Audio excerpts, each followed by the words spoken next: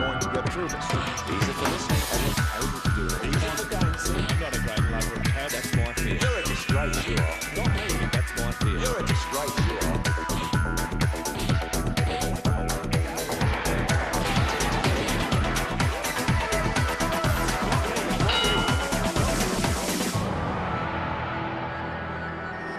Hello and welcome to One-on-One Shadow Boxing. Have your say. And once again, our guest at the WTV studios is Greg Ross. Greg. How are you, Tibor? You're welcome. I'm quite good. Good. I'd like to thank you for having me because I would like to talk about what happens to working people on mine sites and construction sites when they're injured, seriously injured. It's a topic about which lawyers and doctors know a fair bit, and probably companies. But for the audience, it's probably a FIFO mystery. An absolute mystery for FIFO workers. Okay. When it happens to you, you have no idea what's going on. So you are obviously a fly-in, fly-out worker. You're Yes. a FIFO man. Yes. A real working man, a real gentleman, as we know. Thank you very much. So your experience, we're not necessarily talking about your case because you injured as well. Yes. At your workplace, but I think we use your cases just as a sort of starting point yes. to got references for the whole process to explain what you have to look for and where are the traps, because I believe our life is full of traps. We are really talking about serious injury, long-term injury, because if you've cut a finger or something, that's obviously fixed in a So day. what's happening if you got a light injury? Just explain to us. Probably the same thing is happening everywhere in the workplace. You've got the initial thing where you've got to report it to somebody and there's an incident report which you make out, and then they assess at the same time what they should do, whether it's a Band-Aid or too desperate and go and lie down in your room for half an hour, for that sort of thing. So there's a report on every injury made. They keep tabs on it. But that's normal procedure. That's absolutely normal procedure. Yeah. When there's a serious injury, it may mean that you are taken immediately to hospital, or it may be the sort of injury that they look at for a while and they think, yep, this person needs looking at.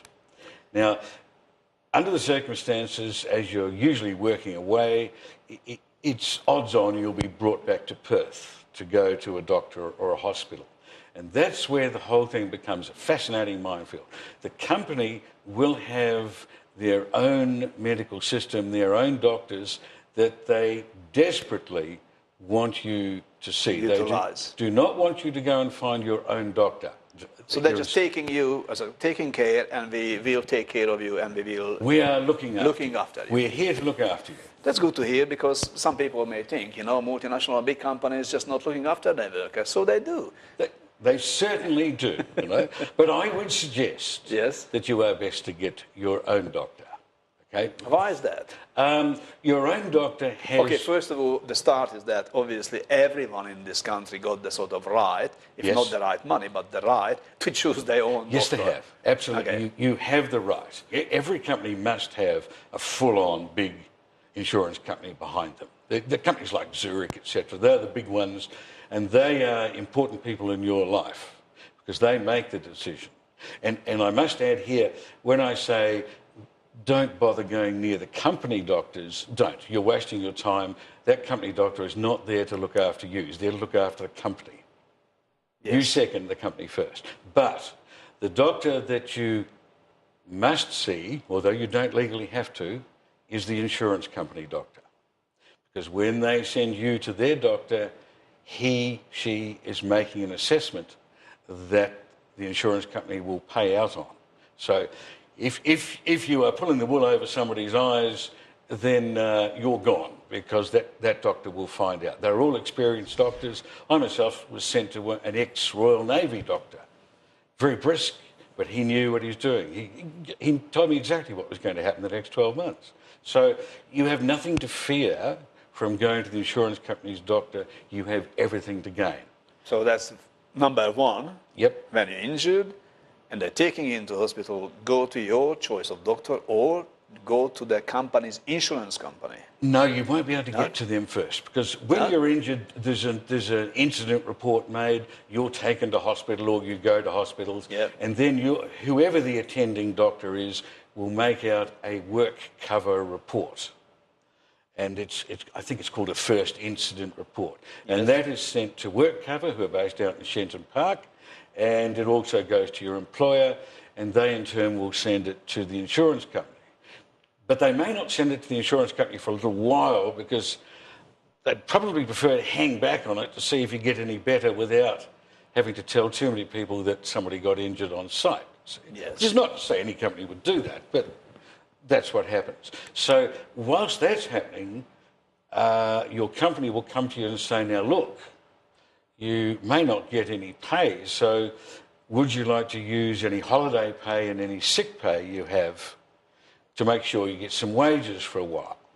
And you think, it's not the right why are they way. telling me that? But in fact, it's reasonable, because the insurance company has to assess whether it's a legitimate accident, whether they are going to pay for it. And that can take 3 or 4 weeks. Yes. Can take time. In the meantime, you do need to be paid.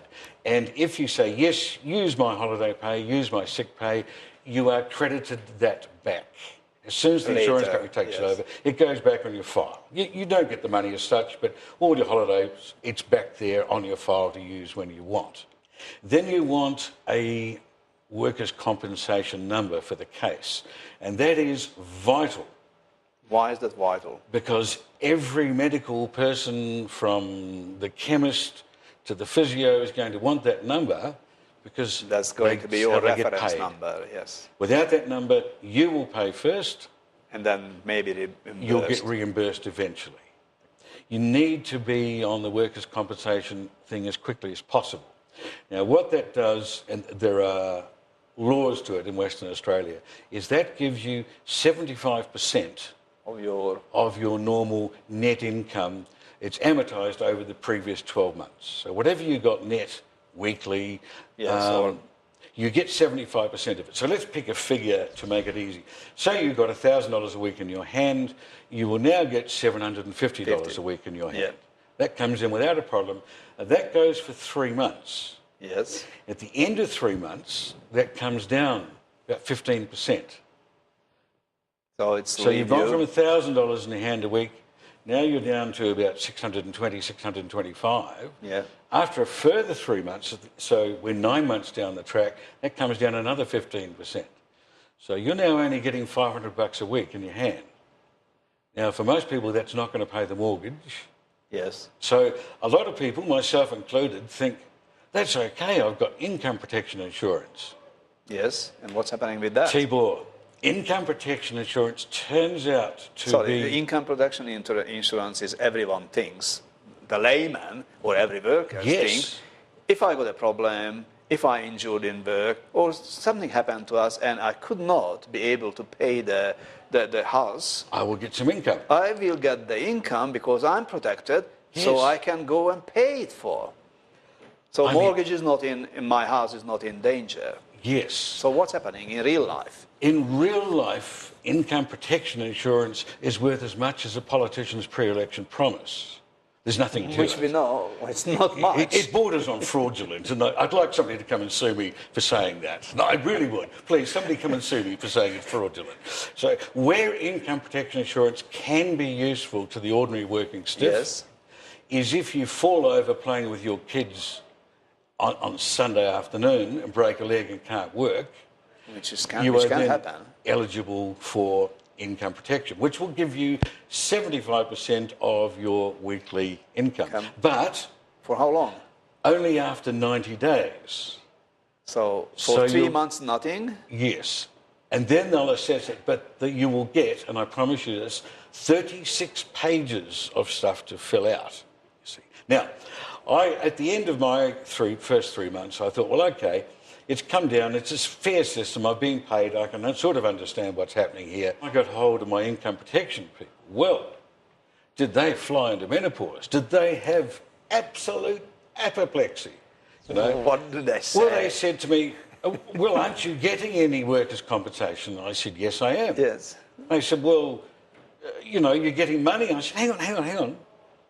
I've But I'm got not get- income protection with you people that gives me 75% of my income. Well, yes, but only 90 days afterwards. But you're already getting money. I said, what's that got to do with it? And they said, well, if you're already getting money, you don't need our money. I said, stop. I have got a letter from the insurer saying they don't mind and are not interested in any other monies I earn or not earn. That's not get from insurance. You can't earn money from any Of other course, job. yeah, because, yeah. So the insurer who's paying my weekly wages is not interested in anything. But you're telling me you're interested in what they pay. Well, yes, because you can't profit from being sick. Wow. And I said, hang on. But you're losing the income, you're not profiting. Yeah, I'm losing about $2,000 a week gross, and you're telling me I can't have anything. Well, yes, after 90 days, but we'll send you the form. So in the form it says, and this is another one, when were you totally incapacitated? So now in my case, I couldn't work from early February. It was impossible to work with the injury I had. Yeah. But it wasn't till the end of March that I had the operation. But so far as, so we're talking 2 months, which is a fair way into 90 days. But so far as they're concerned, the only time I was fully incapacitated is when I was talking to Sister Morphine on the operating table on the 26th of March. You see? So they wrote back to me and said, well, you weren't incapacitated until the 26th of March. But I couldn't work because I'm injured. Well, I certainly waited for my surgery. Yeah. So they're backing off at 1,000,000 miles an hour. Now, me being me, I'm not letting it go at that. But for God's sake, to everybody, if you've got income protection insurance, it is an absolute nonsense. It's like buying funeral cover, you know. You're paying lots and lots of money, and it's irrelevant, really. On that note, Yes, Greg, we have to go for a short break, but stay with us because we continue this interesting discussion with Greg Ross in regard to what you have to be careful in your life, especially if you're working fly in, fly out. Yes.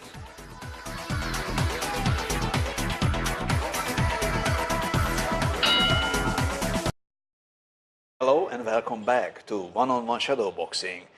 Here we are at WTV Studios with Greg Ross, who is telling us about the mystery of the FIFO workers.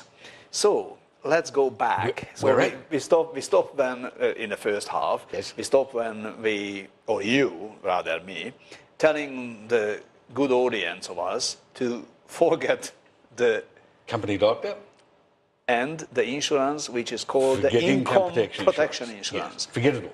Forgettable. So let's go. What else we learned with your case, or what the people need to know, and no one is telling them? Okay.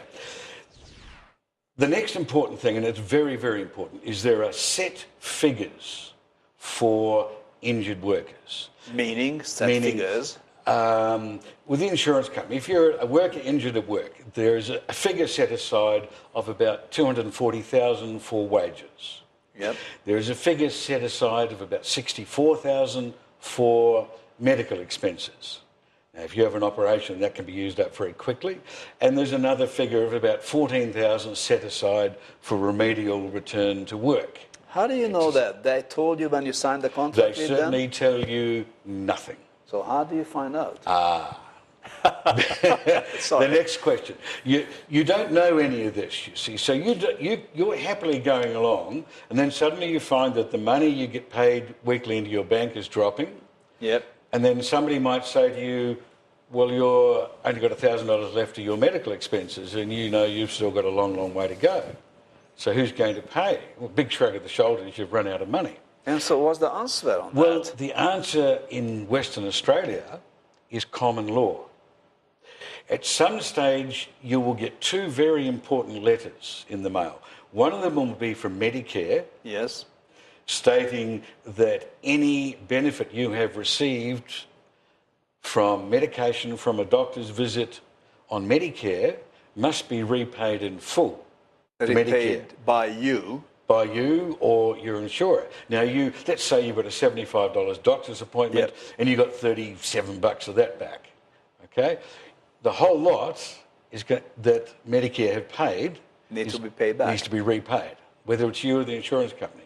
So you better keep a very careful file of all your expenses, because otherwise Medicare will eventually just say, all right, well, we'll take $5,000 off you.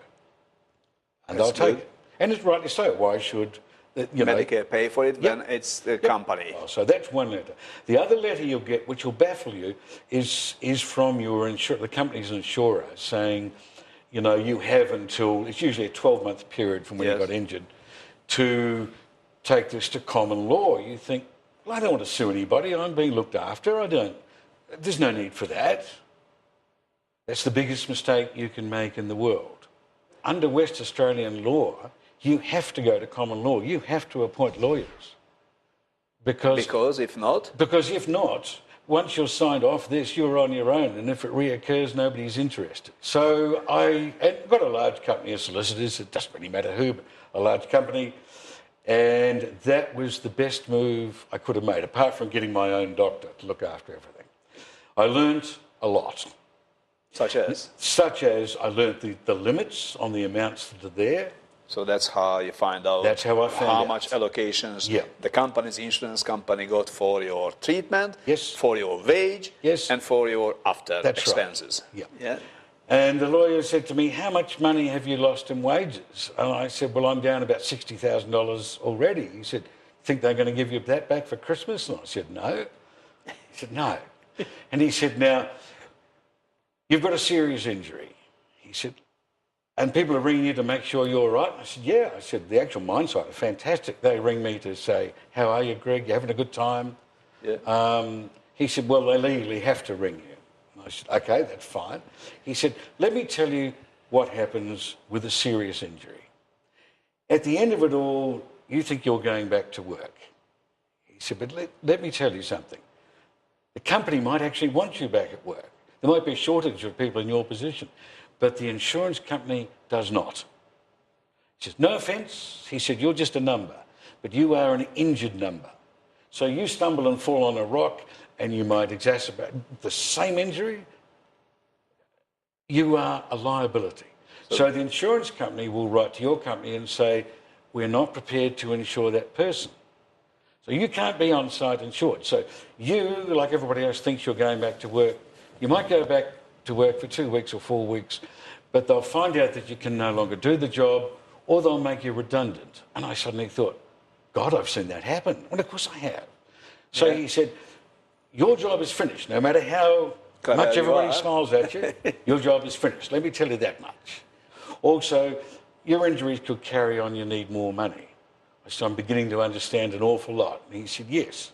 He said, so I've studied your case. He'd studied it for 2 days, and we'll take it on. And don't let anybody be scared of the lawyers. If they want you, they take it on pro bono. You get a complete list. You don't have to pay anything. There are what they call disbursement costs, which can add up to about $6,000. You can get insurance for that if you want. Yeah. And basically, for most things, you get it all written out for you. It's going to cost you somewhere between $10,000 and $15,000, which will come off the lump sum at the end of it. What you receive, hopefully, at the end of the day, yes. Yeah. Now, look, if you're a young family and you're on a mortgage and you think, I'm going to get a lump sum in 2 months' time, that's not going to happen. Because with a serious injury, it's usually another 12 months after you're declared fit before they even can assess as to what the long-term injury is or result is. So thinking about looking at that money and I'm going to get that, I'll get paid back for that. Yes, you will, but that is a long way in the future. If you are seriously injured with a long-term recovery, you are penalised. Worse and worse and worse. So the more seriously injured you are, the more you are penalised. And if you don't know the law, you may just not go to common law, and then you completely then you're broke. You're screwed. You will lose everything life. and be unemployable, because this also goes on your record. My concern really is nobody actually cares about seriously injured workers. But when you're working on the work side, you don't know anything about that. Nobody talks about it. And when it happens to you, when people should be sitting down with you on a hospital bed or something and explaining the whole system, There is nobody to be seen. It is an absolute disgrace for both federal and state governments that people are left in this condition. Now, I understand companies don't want to get involved. Yes. Why would they? Because it costs money. But they need to. And all this nonsense about looking after people, people tell us they're looking after. Well, again, let's see Gina Reinhardt and Tweaky Forrest come out and explain their systems at what happens to their people, because they may look after their people far better than some other companies. I don't know. I can't do it. I can only say what's happened to me and what I have observed happen to other people. As a general advice, a good advice for the people. But I heard from you, Greg, you started sort of going back to work because they sent back to work, not for the company necessarily, but for a rehabilitation sort of... That is hysterically funny. What is that? Oh, look, you should make a cartoon on it. There is what they call a return to work program. Yes. So they Which say, is, I think, it's a nice name, excellent good idea. thing, why not? And you think, this is fantastic. So you can't do too much of this and too much of that. So the company representative will say, right, we're going to make a return to work program. Now, return to work program, your doctor and or surgeon don't have to be involved, but most companies do consult them because he's pretty wise to. Yes. You have to be involved in the process of setting it up and agreeing to it, etc. But most people are not aware of that. They get confronted, as I did, with an email saying, turn up tomorrow at the office, be ready to do some filing work. So you say, well, I haven't even seen a return to work program. And then people get very, very annoyed that you want anything to do with it. Now, you and I would imagine that a return to work process or rehabilitation is something that will help you in the future. And don't forget, that's why you're doing it. in terms of a serious injury, in the back of their minds, they know perfectly well you're not coming back to work at that. They know perfectly well. So wouldn't you think that they'd send you on some courses and things to do? Yeah. But the minute you say, that's a great idea, what about sending me on some courses that'll help me? How dare you? You are not here to upskill at the company's expense. How dare you? You owe the company. And you sit there thinking, no, the company tried to kill me. I'm not sure that I owe them, you see. So there's no upskilling. They're not there to train you for anything. No. What you were there to do was fill boxes up with papers or do some filing work and get under everybody's nose until they say you can go back to work, you see. So this return to work program is not there to help you in any way whatsoever. So all I can say is that there is an urgent, desperate need for state and federal governments to look after people who are seriously injured and look Before they get seriously injured, hopefully. Yes. So everyone knows what to do and how to do. And nobody tells them. So my hope in doing this, in coming out, and this is not going to do me any personal favours, but as I say, I don't mind. In coming out, people will finally understand what happens and what has to happen. And, if the young guy there with a mortgage and 4 kids and 5 car payments and boat payments is lying in hospital, I hope from this that his wife will know what to do, know to ring a lawyer, know to get hold of the right doctors, know what to do to look after themselves. Greg Rose, thank you for coming in and telling us your story and sharing with the audience of us, because people need to know these things. They do. Thank Thanks you, for having me. and don't forget, next week, same time, same channel, one-on-one shadow boxing. Have your say.